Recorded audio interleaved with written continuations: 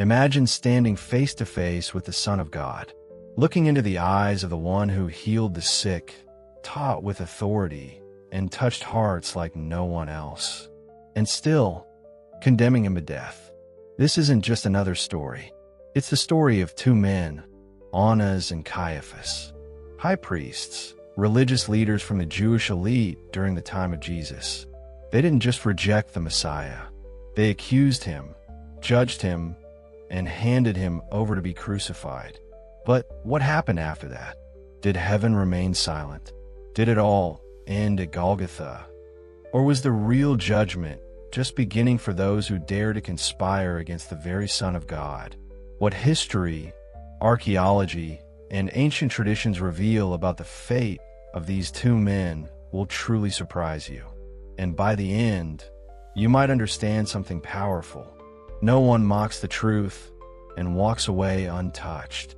So go ahead and subscribe now and hit the bell, because here, you don't just hear stories, you uncover the truth behind them. And this one will stir something deep inside you. Stay with me until the end, because what you're about to hear isn't just a history lesson. It's a mirror reflecting what still happens behind the curtains of power, faith, and truth.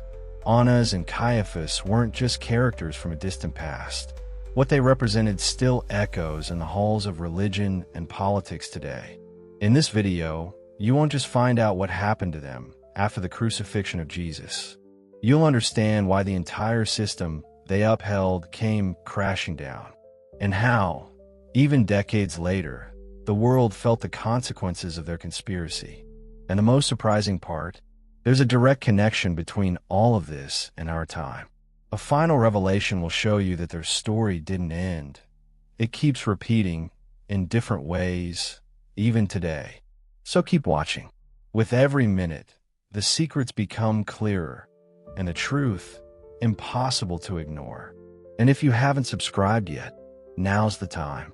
Because here, every Bible story becomes a key to understanding the present and preparing for the future. It was the 1st century. Judea lived under the weight of the Roman Empire, occupied, watched, crushed by taxes. The people waited silently for the arrival of a liberator. But while they longed for the Messiah, the real power was in the hands of an elite that claimed to speak for God, but acted in the name of their own interests. At the top of that structure, two names stood out: Annas and Caiaphas, father-in-law and son-in-law. Annas, the former high priest, was no longer officially in office, but still the true power behind the scenes. Caiaphas, his son-in-law, held the title, but his strength came from Roman protection and his alliance with the influential Annas. Together, they controlled the temple, the Sanhedrin, and the spiritual destiny of an entire nation. But behind the mask of holiness, there was a corrupt system. At the heart of the temple, where reverence should have reigned, there was commerce. Good intentions mixed with coins, sacrifices tied to abusive fees. The priestly family had turned the most sacred place in Judaism into a highly profitable business. For any Jew, the path to God passed through a toll controlled by them. Animals for sacrifice, sold by their men. Foreign coins, only accepted if exchanged for temple shekels, with a markup, of course. And all of it sanctioned by those who were supposed to protect the holiness of the altar. Archaeology leaves no doubt. Excavations in Jerusalem have uncovered luxurious palaces belonging to the priestly elite. Spacious halls, luxury items, ritual baths. While the people lived cramped in the alleys of the lower city, the priests enjoyed privilege, influence, and comfort in the shadow of the temple. But then, something happened. A young carpenter from Galilee walked into Jerusalem and struck exactly where it hurt the most, the center of power and greed. He entered the temple and, with a whip made of cords, overturned the money changers' tables, released the animals, and denounced the corruption. "My house shall be called a house of prayer, but you have made it a den of thieves." That was all it took. In that moment, Jesus didn't just attack the system. He declared war on the religious empire of Annas and Caiaphas. But he didn't stop there. He healed on the Sabbath, spoke with sinners, forgave sins, something that, according to doctrine, only God could do. And the people followed him by the thousands. His words cut deeper than any sword. His parables dismantled the pride of the powerful, and his presence struck fear into the hearts of religious leaders. Caiaphas, concerned about the political fallout and the risk of revolt, gathered the Sanhedrin and said, "You know nothing at all. Don't you realize it is better for one man to die for the people than for the whole nation to perish?" He thought he was just being politically strategic, but unknowingly, he was fulfilling prophecy. Meanwhile, behind the scenes, one of Jesus' own disciples, Judas Iscariot, approached the authorities. 30 silver coins, the price of a slave. That was the deal struck to betray the Messiah. And so, the plan was set in motion. An arrest by night, a rush trial, false witnesses. The betrayal had already been sealed. Jesus' fate was set, at least in human eyes. But what Annas and Caiaphas didn't know was that in trying to eliminate a threat, they were unleashing the beginning of something far greater than anyone could have imagined. But what happened after the crucifixion? When Jesus' body was taken down from the cross and laid in the tomb, silence fell over Jerusalem. But was it really the end?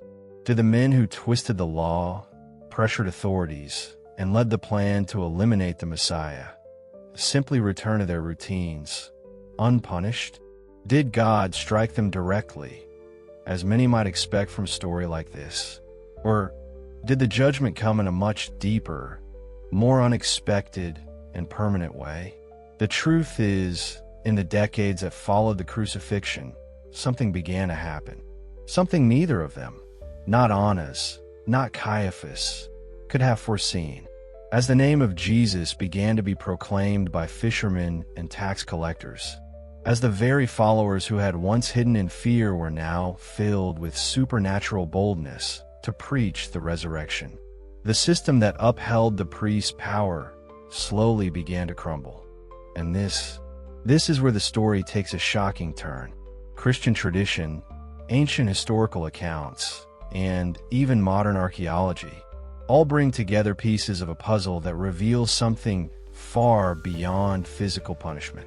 They reveal a collapse of epic proportions, and you're about to see exactly how that unfolded. But first, if this video is already stirring something inside you, don't forget to hit the like button. It helps us keep bringing you content that connects faith, history, and real life. Because what comes next will move you. Caiaphas held the office of high priest for 18 years, an extraordinarily long period, especially under Roman rule. But in 36 AD, not long after the crucifixion of Jesus, he was removed from office by order of the new imperial legate of Syria. The same Roman system that had upheld him now quietly cast him aside. Decades passed. Then, in 1990, archaeologists in Jerusalem discovered an ancient tomb containing a richly decorated ossuary. On it, the inscription, "Joseph, son of Caiaphas." Inside were the bones of a man around 60 years old, alongside other family remains. Science confirmed it. He received an honorable burial, typical of an elite figure. There were no signs of violence, no severe illness, no unusual suffering. Caiaphas died in peace. But what about justice? Later Christian traditions tell a different story. They say he went insane, that he was eaten alive by worms, that he was haunted by visions of the risen Christ. But none of this is confirmed by historical sources. These are echoes of a deep human need to see villains fall dramatically. And Annas, the powerful father-in-law, the puppet master behind the scenes. After the book of Acts, the Bible goes silent. But we do know he lived long enough to see his sons, and even a grandson, occupy the high priesthood, a religious dynasty. A patriarch who likely died between 40 and 50 AD in old age, with no records of personal tragedy or divine punishment.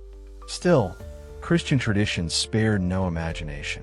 Some claim he took his own life. Others say he rotted alive with leprosy. And there are even stories that he secretly repented and believed in the very Christ he condemned. But again, none of this can be proven. And here comes the great revelation. The true punishment didn't come in the form of disease. It didn't come through madness. It wasn't a violent death. The real judgment was the collapse of the very system they used to destroy Jesus. In 70 AD, the Temple of Jerusalem was destroyed by the Romans. Stone by stone, the holiest place in Judaism went up in flames. The sacrifices ended. The high priesthood was abolished. And with it, the influence of families like Annas and Caiaphas was utterly erased. The system they had built for generations, a structure based on appearance, power, and control, vanished. There was no more altar, no more incense, no more authority. Meanwhile, the movement started by Jesus continued to grow. From humble homes, new communities were born. From fearful disciples came fearless leaders. The message Caiaphas tried to silence in the Sanhedrin was now echoing across the Roman Empire. Annas and Caiaphas lost everything they valued most: control, influence, prestige.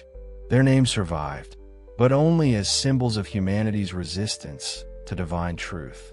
A truth they tried to bury, but that rose again and triumphed. They had it all: political influence, religious prestige, the respect or fear of the crowds. Their names were spoken with reverence in the temple courts.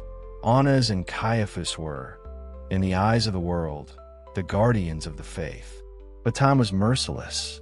Today, their names are remembered not for honor, but for betrayal. They became symbols of what happens when power speaks louder than truth. And meanwhile, the name they tried to erase, the name they tried to bury, that name was lifted high. Jesus, a carpenter from Galilee, condemned like a criminal, crucified like an outcast. Yet it was his name that crossed empires, endured persecution, inspired millions, and became the foundation of one of the greatest faiths in human history. And the most surprising part, he had already said it: "Destroy this temple, and in 3 days I will raise it up." John chapter 2, verse 19.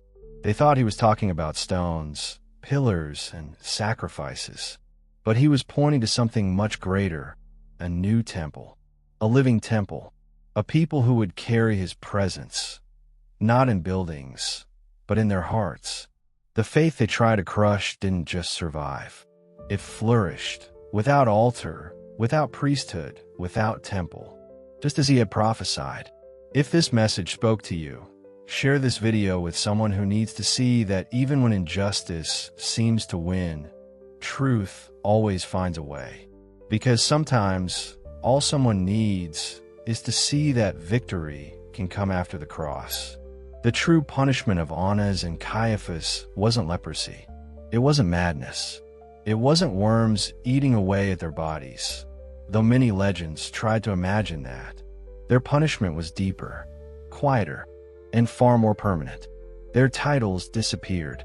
The temple, where they once controlled access to God, was reduced to ashes.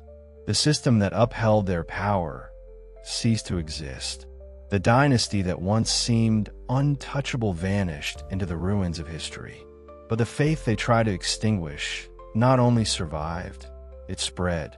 From Jerusalem to the ends of the earth. From a hidden group to a multitude of voices who still proclaim, "He is alive." And this story, which begins with betrayal and ends with resurrection, carries an eternal lesson. Human power fades, fame disappears, institutions collapse, but divine truth remains. So let me ask you, what kind of choices are you making? Are you listening to the voice of truth, even when it challenges everything that feels comfortable?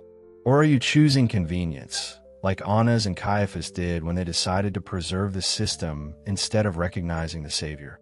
Because in the end, the moral is simple and powerful. Truth can be crucified, but it always rises again. If this reflection stirred something in your heart, hit that subscribe button and turn on notifications. Here, every Bible story isn't just remembered. It's brought to life for your world, your journey, and your purpose. And I want to hear from you. Do you believe divine justice always prevails? Let me know in the comments. I'll see you in the next video. Until then, always choose truth, because it never stays in the tomb for long.